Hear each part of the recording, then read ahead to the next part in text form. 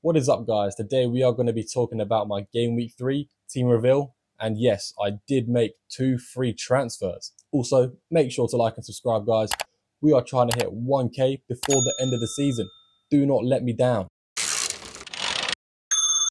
Anyway, let's take a look at my game week 3 team. This is what it looks like before I made any transfers. There was kind of 4 problems I identified when looking to see what transfers I should make. First one is Mikalenko, who has been a letdown, and I think he will continue being a letdown, but he is now 4.4 mil. I cannot sell him. The ship is sailed. I'm just going to have to keep faith and hope he gets a lucky clean sheet. So that problem cannot really be solved at the moment. Chris Wood, I also thought he may end up starting on the bench and become a bench player for Nottingham Forest. Also, his fixtures do get hard in game week 4. But then I've also thought, okay, game week 3 is still good. He's still predicted to start. So I'm going to keep him here for now, but he is definitely a future problem. The 2 other problems I identified that I could fix now is obviously Nkunku and yes, Isak, guys. I have indeed decided to sell Isak, which I still don't know if it was a good idea or a bad idea. So let's look at the transfers I made.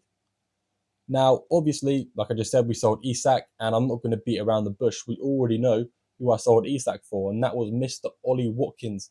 Guys, Ollie Watkins and Aston Villa are going on the most insane fixture run I have seen all season. While it is risky to sell Isak as the most owned player in the game, I do think Newcastle as a whole have been quite bad. Before Newcastle even went down to 10 men, Southampton was still kind of outplaying them a little bit, which is insanely worrying.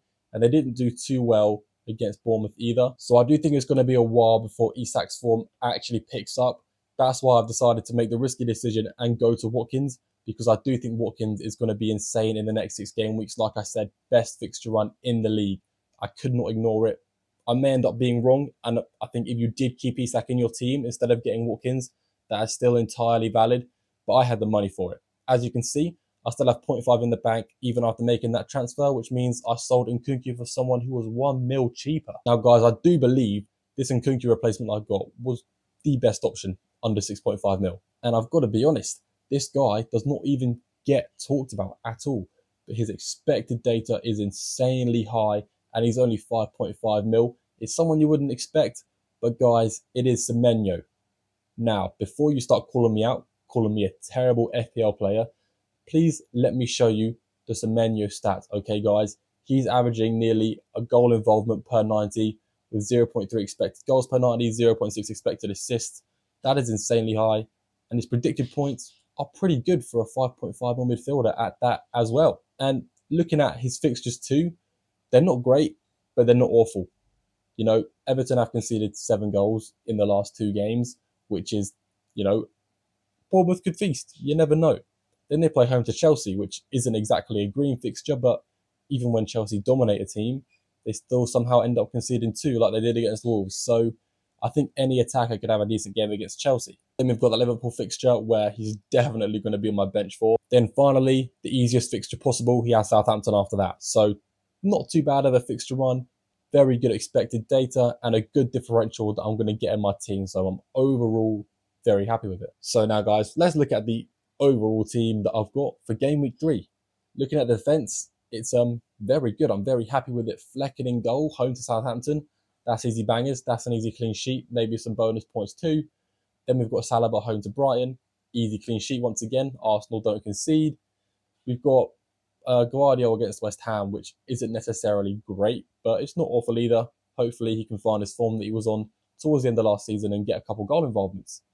Then finally, we got Mikalenko, who, like I said, is pretty much dead weight. I mean, if Bournemouth score, as long as Semenyo is involved, guys, I do not mind. On to that midfield now. We have Salah playing away to Man United, and that could either be a 2-pointer or a 32-pointer. We really don't know because it's such a random fixture. Obviously, Liverpool have beaten Man U 4-0, 5-0, 6-0, 7-0 in the past. But last season, they played United twice in the league, and they drew. And they played once in the FA Cup, and they lost. So I don't really know what's in store for Salah for that game week, but he's staying in my team regardless because it's Salah. Then we've got Eze, who I have kept the faith in, even though he's dropped in price and technically been on bad form. His expected data has been far from bad, so I'm going to keep the faith since the games after that Chelsea fixture do get quite good. We've also got Leon Bailey, who's not been great for me so far, But with the amazing fixture run I was talking about earlier that Aston Villa are going to go on, I've got high hopes for him, guys. I really hope he's going to do well because I've held him for those hard 2 game weeks, which I didn't expect much from him, just so I didn't have to transfer him in game week 3. Like, I was already going to have him. So yeah, big hopes for Leon Bailey, even though his expected data isn't great. Not many players from Aston Villa have good expected data anyway. Then finally, we got the new signing, big man, Semenyo at 5.5 mil. High hopes for my guy. In that front three, obviously, it's a Haaland and Salah draft, and we're going to have Haaland as the captain because he's playing against West Ham, and even though they're away, they have the 16th best expected goals conceded in the league, which is, only 2 game weeks of data, but it's still quite promising. Then we got Chris Wood playing home to Wolves. Chris Wood does have an expiry date, but for now he's staying in my team because I think he starts and I think he bags a goal. His conversion rate is insane. Then finally, we got the new signing, Mr. Ollie Watkins. Already said what I need to say about him.